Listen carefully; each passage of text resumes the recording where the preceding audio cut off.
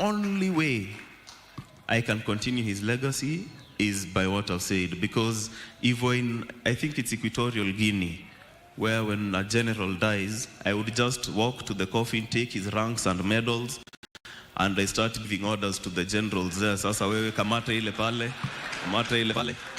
But because we live in a democracy, unfortunately, I may not be able to wear his ranks.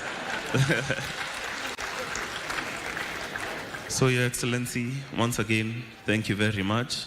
Na watu wache kusema hizo maneno zao ati, oh, he did this. These guys were friends in State House. Nyinyi hamjai kuenda huko. Mimi mzendo alikuwa ananiambia anapenda president sana. They were good friends.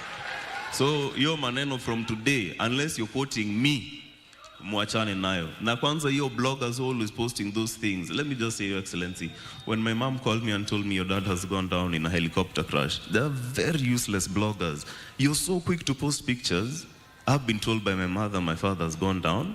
10 minutes later, I'm seeing a helicopter burning.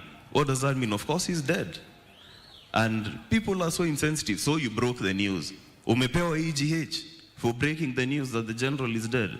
Let us be sensitive. Tafadhali, bloggers, what ya media? Mwambie wa bloggers wache mchezo. I'd mentioned them by name.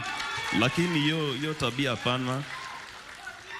And I really want to appreciate, I won't mention the person who finally told me Mzee has rested and really encouraged me in that moment and told me, now is the time to be strong.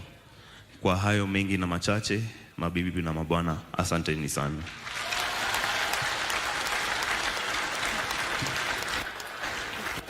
That was the Siaya tribute. Yesterday was a military one. On Friday during his memorial, we have very many stories about General, which would have everyone laughing for very many minutes. So hopefully you can join us then as well. Asanteni sana. Thank you very much, Joel. Your Excellency, the son of a general speaks like a general. Let's give him one more round of applause as he takes his seat.